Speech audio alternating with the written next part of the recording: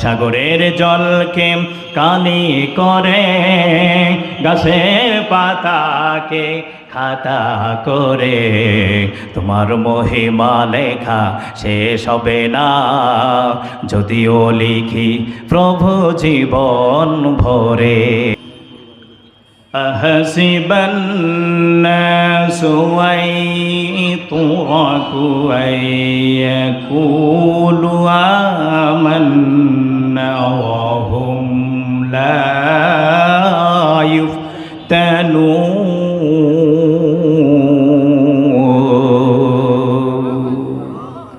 صدقت يا ربنا قال النبي صلى الله عليه وسلم من أحب السنة فقد أحبني ومن أحبني كان معي في الجنة أقوم قال النبي صلى الله عليه وسلم إن الله وملائكته يصلون على النبي يا أيها الذين آمنوا صلوا عليه وسلموا تسليما اللهم কত ব্যথা কত জ্বালা সয়েছ যে তুমি, তোমারি খুনে লাল তায়েফের ভূমি, ফেরেশতা এসে চাই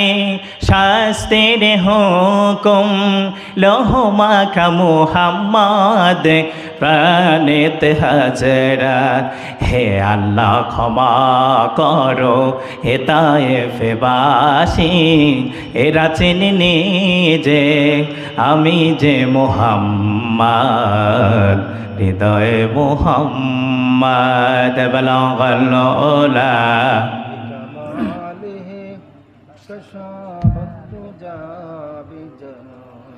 হাসনাত জামিউ খাসালিহি। সকল প্রশংসার মালিককে। আরো জোরে বলেন, সব সময় কার প্রশংসা করব? প্রশংসা করলে খুশি হয় কে? রব্বুল আলামিন বলেন লাইন শাকারতুম লাযীদান্নাকুম ওয়া লাইন কাফারতুম ইন্না আযাবি লাশাদীদ। আল্লাহু আকবার। রব্বুল আলামিন বলেন পৃথিবীর মানুষেরা যত তোমরা আমাকে প্রশংসা করবা, আমি আল্লাহ রব্বুল আলামিন খুশি হয়ে তোমাদের নেয়ামতকে বাড়িয়ে দেব। সুবহানাল্লাহ। আর যদি না শুকরিয়া আদায় করো, তোমাদেরকে কঠিন শাস্তির মধ্যে পাকড়াও করব। এই জন্য আল্লাহর কদমে সেজদা দেওয়ার দরকার আছে না নাই? রব্বুল আলামিন বলেন সারাটা জীবন ধরে ধরে যদি তোমরা আমার কদমে সেজদা দিতে থাকো, কিয়ামত পর্যন্ত যদি সেজদায় লুটিয়ে থাকো, তাহলে তোমরা আমার নেয়ামতের শুকরিয়া আদায় করে শেষ করতে পারবে না। রব্বুল আলামিন বলেন কুল্লাউ কানাল বাহরু মিদাদাল লিকালিমাতি রাব্বি লানাফিদাল বাহরু ক্বাবলা আন তানফাদা কালিমাতু রাব্বি ওয়ালাউ জিনা বিমিসলিহি মাদাদা। আল্লাহু আকবার। সাগরের জলকে কালি করে, গাছের পাতাকে খাতা করে, তোমার মহিমা লেখা শেষ হবে না, যদিও লিখি প্রভু জীবন ভরে। সুবহানাল্লাহ বলতে পারলেন না? রব্বুল আলামিনের যত বেশি প্রশংসা করবেন তত বেশি আপনার লাইফের মধ্যে বারাকা দান করবে কে? আর জোরে বলেন কে? পৃথিবীর সব থেকে দামি কিতাব, the most glorious book of the world, পৃথিবীর মধ্যে সব থেকে সম্মানিত একটি কিতাব, দ্য মুকাম্মাল নিজামে হায়াত, the Islam is the complete code of life হিসাবে আল্লাহ রব্বুল আলামিন কোরআনকে আমাদের মাঝে দিয়েছেন। এই কোরআন হলো গোটা পৃথিবীর একটি নেয়ামত। কথা বলেন ঠিক কিনা? কোরআন যতদিন থাকবে ততদিন আমার আল্লাহ এই পৃথিবী টিকিয়ে রাখবে। সুবহানাল্লাহ। কয়েকটা জায়গায় মুসলমানেরা দুর্বল। কোরআনের বিরুদ্ধে যদি কেউ কথা বলেন, ইসলামের বিরুদ্ধে যদি কেউ কথা বলেন, আল্লাহর বিরুদ্ধে যদি কেউ কথা বলে, রসুলের আদর্শের বিরুদ্ধে যদি কেউ কথা বলে, মুসলমানেরা কোনো দল দেখে না, একসাথে তার দুর্বার আন্দোলন গড়ে তোলে। ঠিক কিনা? কারণ কোরআন আমাদের কলিজা, কোরআন আমাদের অন্তর, কোরআন আমার জীবন, কোরআন আমার মরণ, কোরআন আমার আশা, কোরআন ভালোবাসা। কোরআন আছে বলে পৃথিবীটা শান্ত, কোরআন আছে বলে কাফেরেরা ক্লান্ত, কোরআনের জন্য দিতে পারি জীবন, কোরআন আমার আশা, কোরআন ভালোবাসা। সুবহানাল্লাহ বলেন।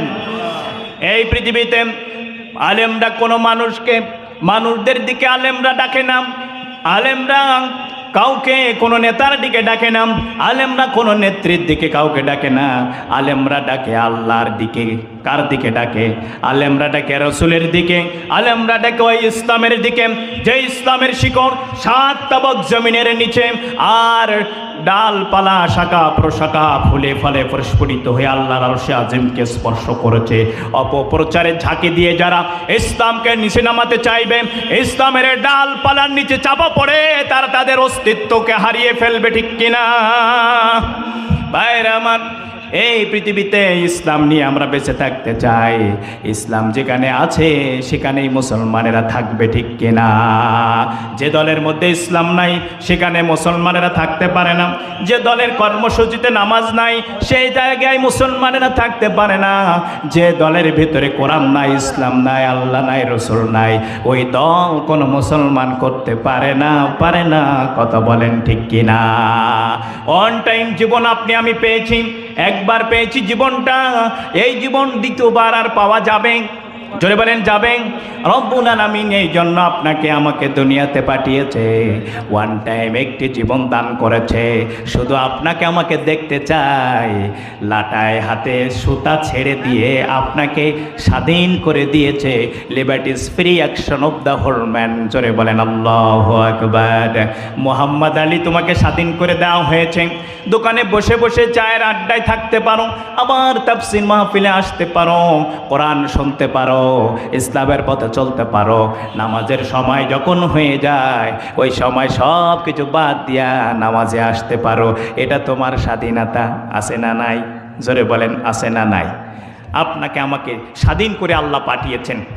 ইচ্ছা করলে যা ইচ্ছা আপনি আমি তাই করতে পারি। কথা বলেন ঠিক কিনা? বাইরে আমার, যখন আমরা ছোটোবেলায় ঘুড়ি উড়িয়েছি, ঘুড়ি উড়াইছেন না? সুতা যখন ছেড়ে দেওয়া হয় ঘুড়ি অনেক উপরে উঠে যায়। ঘুড়ি বলে মালিক আমি আর নিচে নামতে চাই না। কিন্তু মুয়াজ্জিন যখন মিনারের আজানের ধ্বনি প্রচার করে ওই সময় ঘুড়ি লাটাইতে সুতা যখন গোটাতে থাকে ঘুড়ি বলে না আমি নামতে চাই না। ঘুড়ি কিন্তু আসতে বাধ্য। কথা বলেন ঠিক কিনা? আর মাত্র 5-7 বাকি রয়েছে। আসবে না, আসবে না, আসবে না, মোটে আসবে না। কিন্তু শেষ পর্যন্ত যখনই ধরা দেয় গাবতলার প্রাচীরের গায়ে লেগে তার নাক মুখ বাষ্ট হয়ে যায় কি যায় না? জোরে বলেন যায় কি যায় না? আল্লাহ রাব্বুল আলামিন আপনাকে আমাকে স্বাধীন করে এই পৃথিবীতে পাঠিয়েছেন। লাটাইতে সুতা আল্লাহ ঢিল দিতেছেন, কিন্তু যেদিন লাটাইতে সুতা গোটানো হবে পৃথিবীর এমন কোনো শক্তি নাই যে ওই লাটাইয়ের সুতা থেকে আপনাকে ছিন্ন বিচ্ছিন্ন করে ওখান থেকে নিয়ে যেতে পারে। কথা বলেন ঠিক কিনা? ভাইরা আমার, এই জন্য মরতে যখন হবে তখন শাহাদাতের মৃত্যু কামনা, এটাই হলো মুসলমান মুমিনের সব থেকে বড় কামনা। কথা বলে ঠিক কিনা? সাহাবায়ে কেরাম সব সময় তারা কামনা করতেন, হে আল্লাহ আমাদেরকে শাহাদাতের মৃত্যু নসিব করো, আর নবীর শিহরে আমাদেরকে থাকার তৌফিক দান করো। জোরে বলেন সুবহানাল্লাহ। হযরত ওমর রাদিয়াল্লাহু তাআলা সবসময় আল্লাহর কাছে দোয়া করতেন, রব্বুল আলামিন আপনি আমাকে বিশ্ব নবীর শিহরে রেখো, আর আমার মৃত্যুটা যেন শাহাদাতের মৃত্যু হয়ে যায়। মরতে হবে যখন শহীদি মরণ দিও আমাকে, মরতে হবে যখন শহীদি মরণ দিও আমাকে। শাহাদাত জানি শুধুই জীবন, শাহাদাত জানি শুধুই জীবন, সে জীবন দিও আমাকে, মরতে হবে যখন শহীদি মরণ দিও আমাকে। আমিন বলেন, জোরে আমিন বলেন। রোগে শোকে মরণ দিও না আমায় বিপদে মুসিবতে নিও না আমায় রোগে শোকে মরণ দিও না আমায় বিপদে মুসিবতে নিও না আমায় এমন মৃত্যু দিও চোখ বুঝলে যেন দেখি তোমাকে মরতে হবে যখন শহীদি মরণ দিও আমাকে জোরে বলেন আমেন ভাইরা আমার শহীদ মৃত্যুটা এমন মর্যাদা মৃত্যু এপারে দুনিয়া ওপারে আল্লাহর জান্নাত রেডি করে রেখেছে সুবহানাল্লাহ বলেন ভাইরা আমার নারে তাকবীর নারায়ে তাকবীর দ্বিতীয় বক্তার আগমন দ্বিতীয় বক্তার আগমন নারে তাকবীর